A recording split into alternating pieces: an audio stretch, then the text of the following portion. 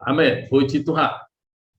Saya akan mulai dari 2 ayat dulu untuk memulai arah pembicaraan kita.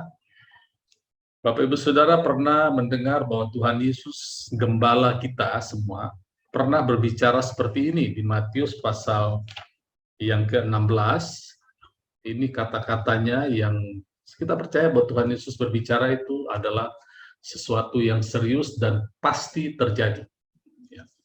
Karena firman Tuhan katakan, firman Tuhan di Yesaya 55 ayat 11 katakan, firmanku yang keluar dari mulutku tidak akan kembali dengan sia-sia. Betul ya? Sekarang Tuhan Yesus dikirim ke dunia dan sudah kembali kepada Bapa, maka tidak ada yang sia-sia. Semua yang dikatakan, semua yang dikerjakan, semua yang menjadi kehendaknya itu terjadi sempurna. Tinggal kita mau masuk atau tidak di dalam kehendaknya. Nah, itu adalah tugas kita semua, pribadi lepas pribadi, dan juga tugas dari khususnya gembala dan 5 jawatan yang diberikan Tuhan kepada setiap gereja lokalnya. Jadi kata-kata yang pertama yang kita dengar di sini Matius 16 ayat 18, ini hati Tuhan punya kerinduan seperti ini. Dia katakan begini. Dan aku berkata kepadamu, engkau adalah Petrus, dan di atas batu karang ini, aku akan mendirikan jemaatku dan alam maut tidak menguasainya. Atau dalam bahasa aslinya, bahwa alam maut tidak dapat bertahan di atas jemaat yang kudirikan itu. Pintu alam maut tidak dapat bertahan. Jadi kerinduan Tuhan Yesus adalah jemaatnya semua dimanapun mereka berada, di gereja apapun itu.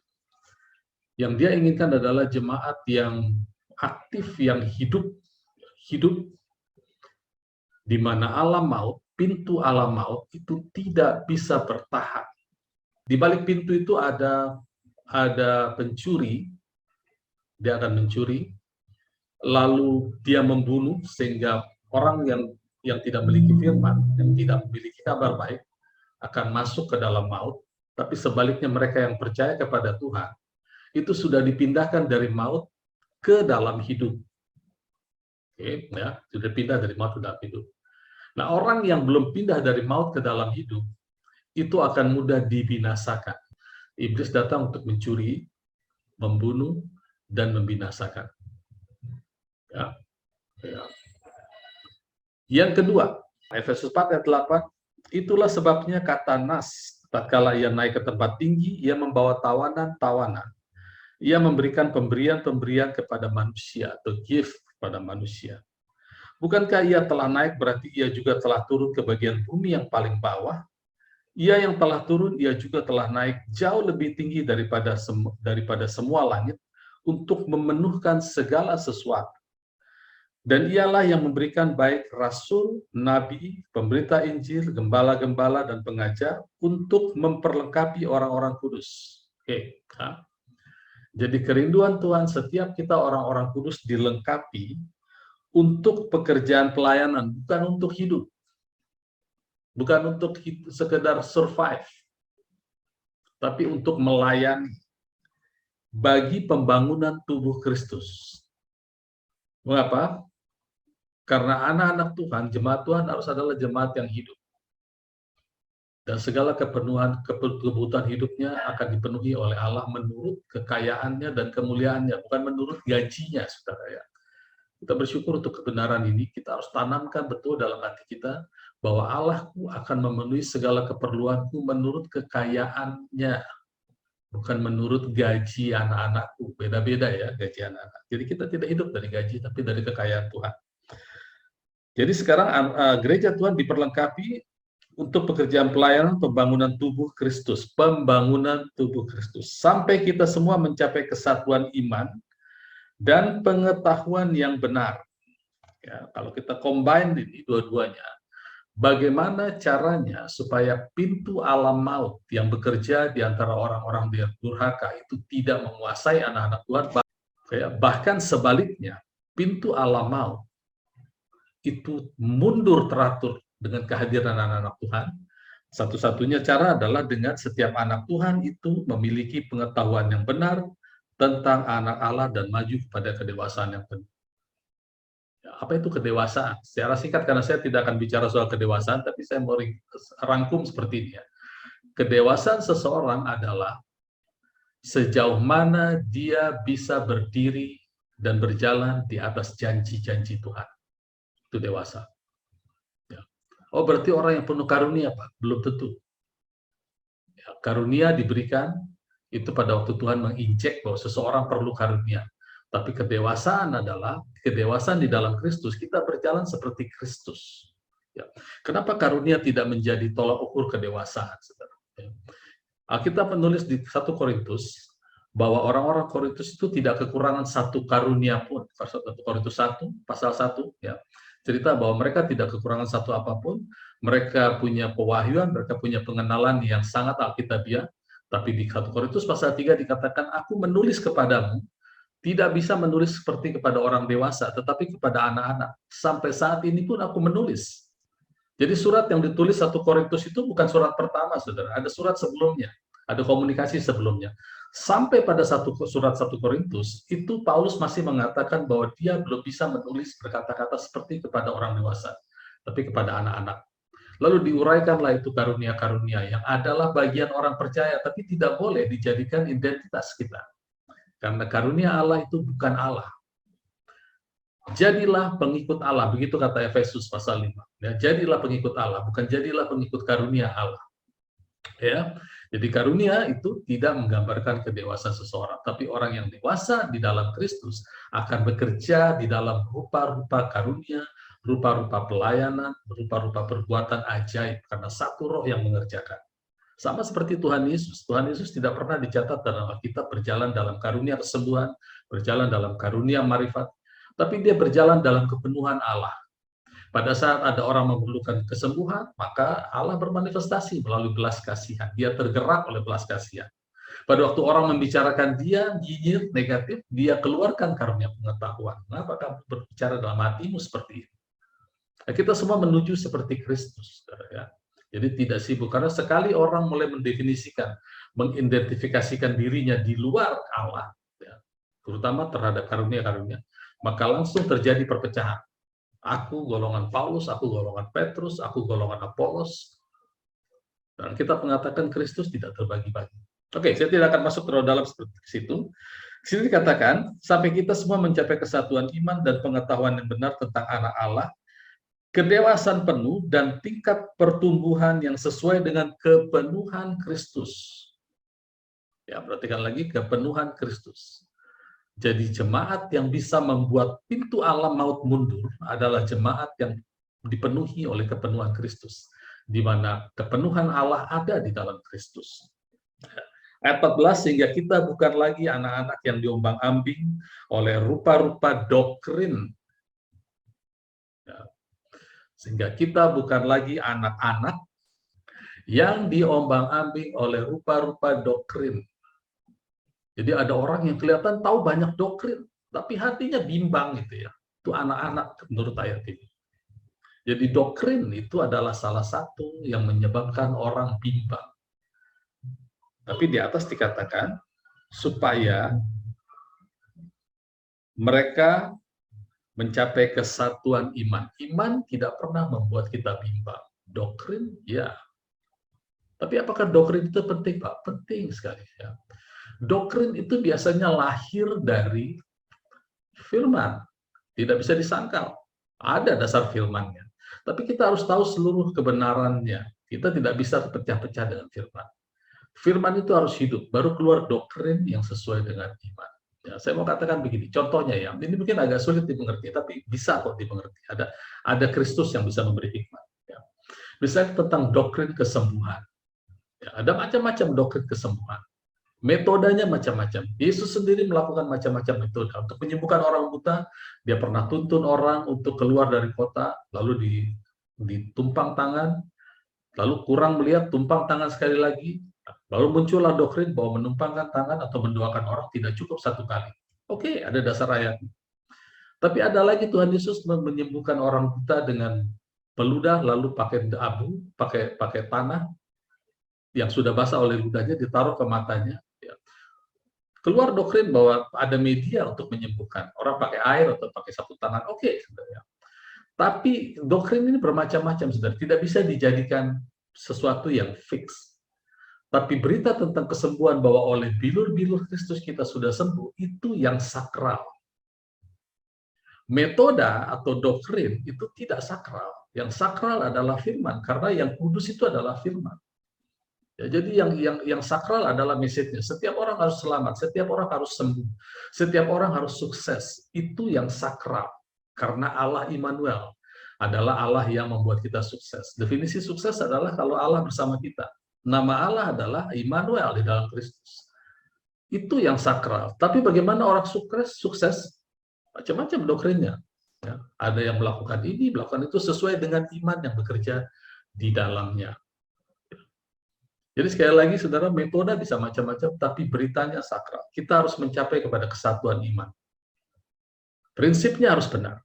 Ya, satu iman. Tapi doktrin jangan sampai menjadi sumber, menjadi menggoyahkan kita. Ya, saya mungkin pernah cerita bahwa ada teman saya yang gagal mendapat kesembuhan karena pada waktu dia berdoa satu kali tidak sembuh, lalu dia diam dan dia bimbang.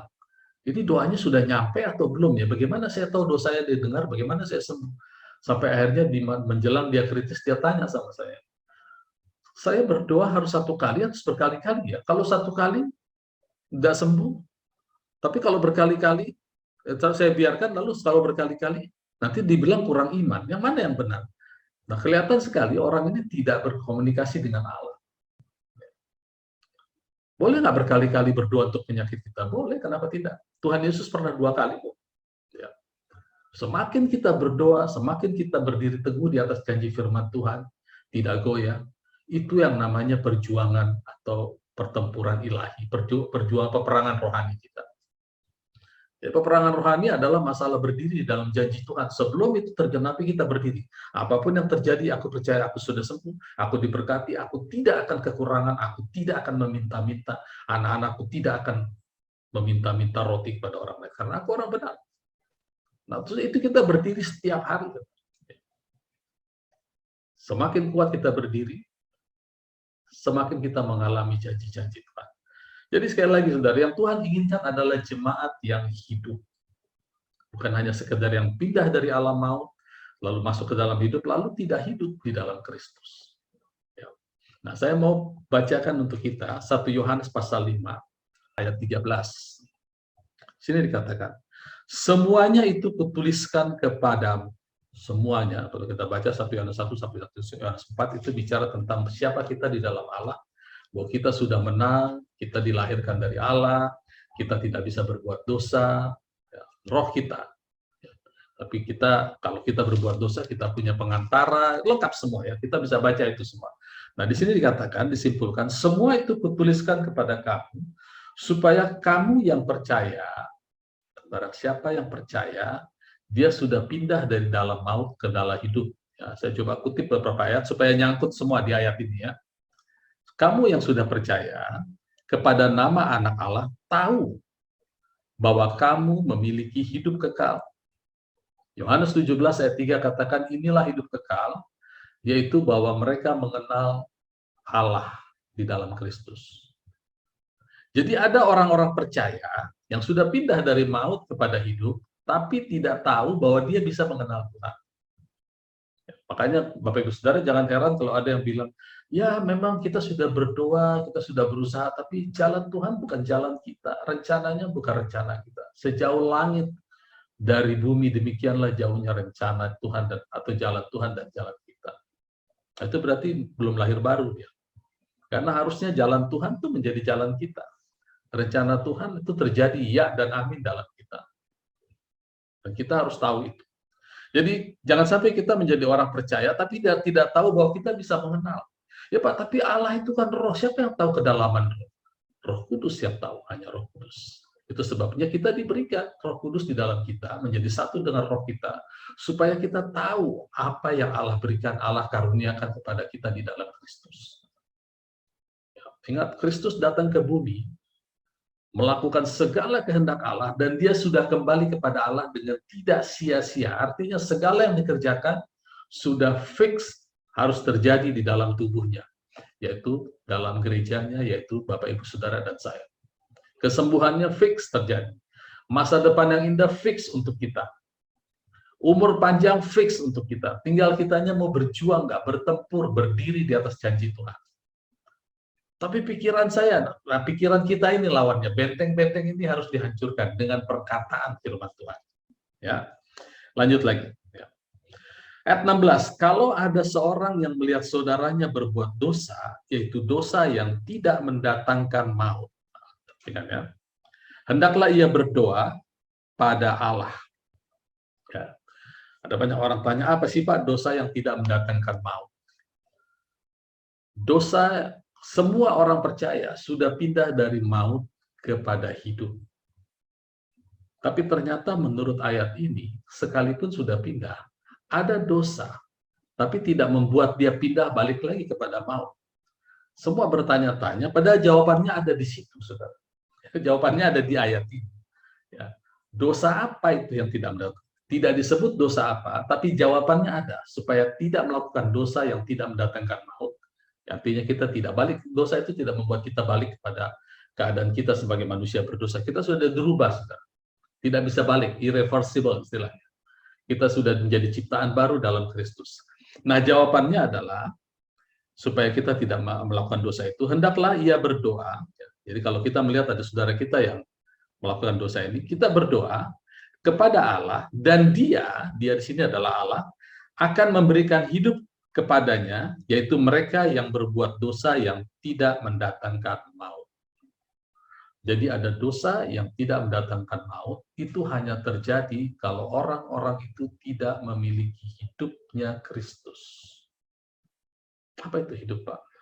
Perkataan-perkataan yang kukatakan kepadamu adalah roh dan hidup. Jadi ada memang orang-orang Kristen yang agak kurang suka dengan Alkitab. Sudah percaya, lalu tidak bergaul dengan Alkitab, bahkan bisa melayani dengan giat. Itu yang kita bahas minggu lalu. Giat tapi tanpa pengertian yang benar. Ternyata Alkitab mengatakan itu dosa. Kok bisa begitu, Pak? Ya ini kan jawabannya supaya mereka tidak masuk ke dalam dosa itu berlarut-larut.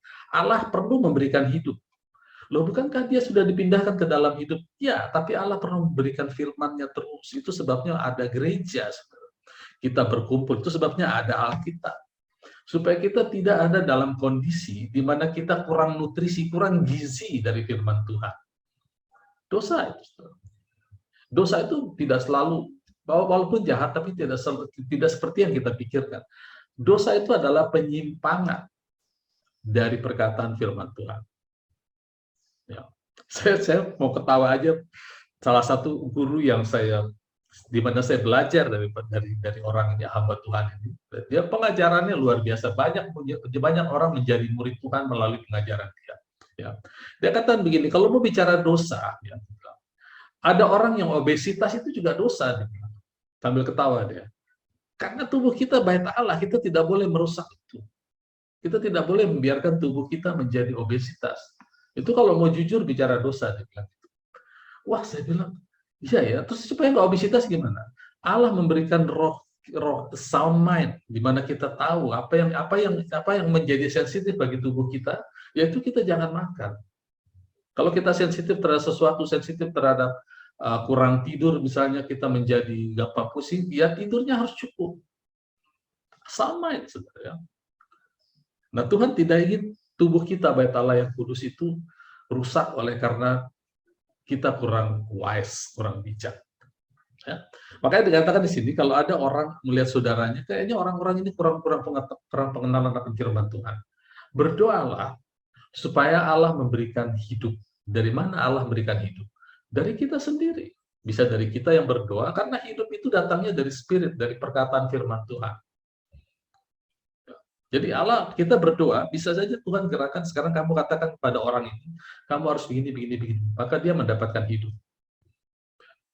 Jadi kesimpulannya, sekalipun kita sudah pindah dari alam maut, dan kita tidak akan mengalami maut ya. Kalau Bapak Ibu Saudara browsing di Android, Alkitab Android, ketik kata maut, lalu baca semua kalimat yang berhubungan dengan maut, maka itu sebagian besar merujuk kepada mati kekal, ya, kematian kekal. Makanya Tuhan Yesus katakan di Yohanes 8, katakan bahwa barang siapa yang percaya kepada perkataanku tidak akan mengalami maut. Tidak akan mengalami maut. Karena sudah pindah kepada hidup. Kalaupun mengalami kematian, tubuhnya yang binasa. Tapi spiritnya langsung bersama-sama Tuhan. Karena kita yang sesungguhnya adalah seroh. Itu bersama-sama dengan Tuhan. Nanti pada akhir zaman, waktu Tuhan Yesus datang kedua kalinya, ada dua golongan orang Kristen. Yang pertama adalah yang binasa, yang kedua adalah yang dapat mati. Bahasa Inggris bilang yang corrupt, yang kedua adalah yang mortal. Yang binasa akan mengenakan yang tidak dapat binasa, yang dapat mati atau yang mortal, yang masih hidup, itu akan mengenakan yang tidak dapat mati. Sehingga dua-duanya menjadi satu kesatuan manusia baru dan hidup bersama-sama dengan Allah di dalam Kristus. Nanti pada waktu kedatangan Tuhan kedua, hanya ada dua, yang corruptible dan yang dapat mati. Nah, Tuhan tidak katakan bahwa kita akan mengalami maut. Dia sudah mengalami maut supaya kita tidak lagi mengalami maut. Tapi di sini dikatakan ada dosa. Sekalipun tidak mengalami, ada dosa. Apa itu dosa? Yaitu kekurangan hidup. Kalau saya mau simpulkan, kekurangan, ada orang yang menganggap enteng, nggak apa-apa, nggak baca Alkitab, nggak apa-apa, nggak punya hubungan pribadi dengan Tuhan, nggak apa-apa, yang penting pekerjaanku baik, aku jadi orang baik, aku hidup biasa-biasa, tidak berkekurangan. Itu ternyata dosa yang tidak mendatangkan maut. Bahaya, sebenarnya. Karena karena orang-orang seperti ini akan menjadi orang-orang yang common, yang biasa. 1 Korintus 10:13 katakan, tidak ada satu pencobaan pun yang bisa mencaplok kita kecuali percobaan-percobaan yang common sifatnya, yang biasa terjadi dalam manusia. Manusia kena pandemi meninggal, biasa. Nah, namanya juga kena pandemi. Tapi Tuhan tidak ingin kita terkena hal-hal seperti itu. Kalau ada krisis ekonomi, manusia menjadi bangkrut, stres, biasa itu. Nah, Tuhan tidak ingin kita larut terkena hal-hal yang biasa orang manusia biasa kena alami. Namanya orang naik mobil, naik kendaraan di jalan tol, terguling mobilnya, biasa itu. Tapi Tuhan tidak ingin anak-anaknya mengalami itu. Tuhan tidak ingin anak-anaknya menjadi biasa dengan hal-hal seperti itu. Itu sebabnya dengan berani Tuhan menulis di Mazmur 91, walaupun 1000 lebah di sebelah kiri, sebelah kanan 10.000, itu tidak akan menimpa kamu, yaitu orang-orang yang berlindung di bawah naungan sayapnya, orang-orang yang hidupnya tidak biasa-biasa. Apa artinya tidak biasa-biasa? Dia memiliki hidup dari Tuhan. Nah, pilihan ada di setiap kita orang Kristen. Kita mau hidup biasa-biasa atau mau hidup yang tidak biasa. Kalau hidup yang biasa-biasa, ya semua pencobaan yang datang ke manusia, jangan bilang pencobaan enteng, saudara. Jangan bilang. Itu levelnya dari yang enteng sampai yang paling menyakitkan, bisa bikin orang stres berat. Bahkan bisa bikin orang-orang bunuh diri. Itu levelnya bervariasi. Tapi Tuhan tidak ingin kita ada di level itu. Tuhan ingin kita menjadi manusia dengan kehidupannya Dia. Itu sebabnya Dia katakan dosa. Sekalipun kita tidak sudah pindah dari maut ke dalam hidup, tapi kalau kita tidak memiliki hidupnya Kristus, dosa. Dan Allah katakan berdoalah untuk orang ini supaya Allah memberikan hidup. Nah, kemudian dilanjut di situ, ya, masih ayat 16. Bagian terakhir, ada dosa yang mendatangkan maut. Ya, ada dosa yang mendatangkan maut. Tentang itu tidak kukatakan bahwa ia harus berdoa. Mengapa? Kita buka Yudas pasal 1 ayat 23. Kalau ada dosa yang mendatangkan maut, Alkitab mengatakan tentang itu aku tidak katakan berdoa untuk orang itu. Tapi apa yang harus kita lakukan? Yudas 1 ayat 23, selamatkanlah mereka dengan jalan merampas mereka dari api, tapi tunjukkanlah belas kasihan yang disertai dengan ketakutan kepada orang-orang lain juga, dan bencilah pakaian mereka yang dicemarkan oleh keinginan dosa. Artinya, beritakan Injil. Ya. Beritakan Injil, berbuat baik. Kalau dia sakit, sembuhkan. Walaupun belum terima Kristus, Pak, bisa. Ya. Tuhan Yesus sendiri tidak pernah menyembuhkan orang Kristen. Tidak satu pun orang Kristen disembuhkan oleh Tuhan Yesus. Karena memang belum ada orang Kristen waktu itu, ya. Itu waktu itu ada orang-orang Israel yang sudah jauh dari Tuhan. Bahkan sistem hukum Taurat mereka diduduki oleh orang-orang Farisi dan orang-orang Saduki yang notabene mereka adalah musuh dari anak Allah, keturunan ular beludak. Ya, makanya di Taman Eden dikatakan keturunan ular akan melawan benih keturunan perempuan itu. Terjadi itu zaman Tuhan Yesus. Jadi kita sebagai orang Kristen kita bisa berbuat baik yang extraordinary. Seperti Tuhan Yesus di Kisah Rasul 10:38 dia berbuat baik, menyembuhkan orang sakit, melepaskan orang yang terikat. Kita bisa lakukan yang sama. Ya. Kita berbuat baik dan rampas mereka. Itu orang-orang yang berdosa yang mendatangkan maut, rampas mereka dari api. Jadi usahakan seperti itu. Kalau dosa yang tidak mendatangkan maut, berdoa. Doakan. Ya. Kenapa didoakan?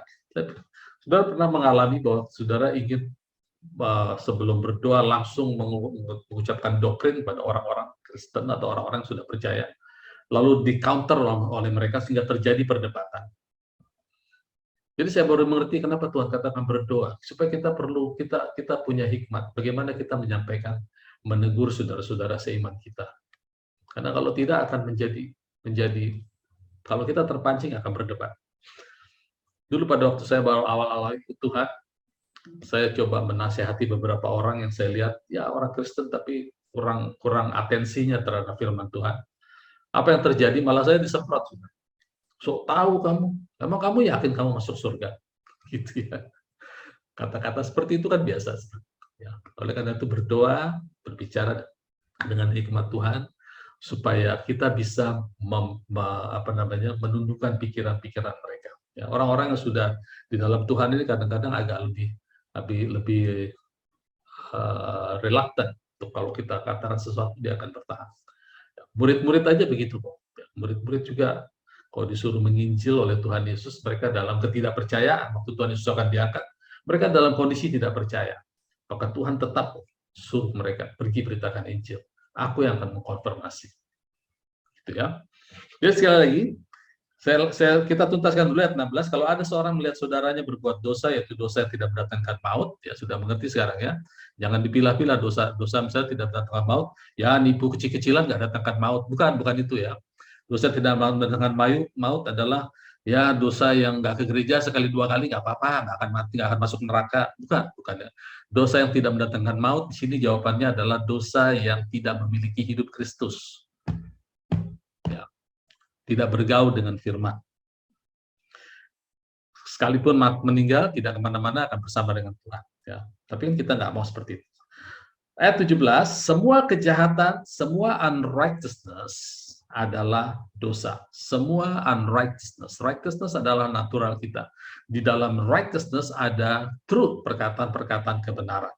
Ya, jadi kalau ada orang-orang yang hidup dari quote-quote medsos yang tidak ada di Alkitab, sebetulnya dia sudah ada di dalam kondisi yang rentan bahaya. Ya.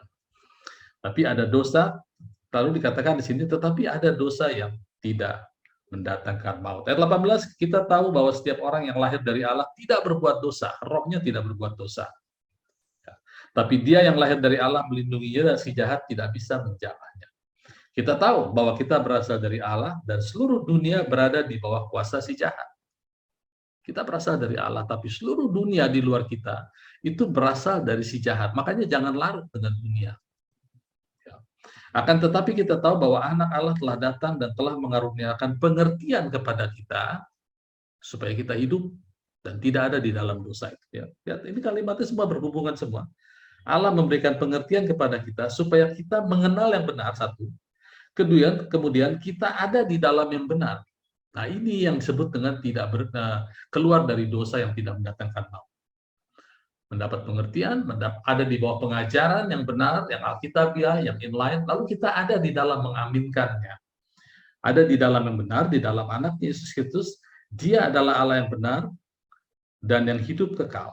Anak-anakku, waspadalah terhadap segala berhala.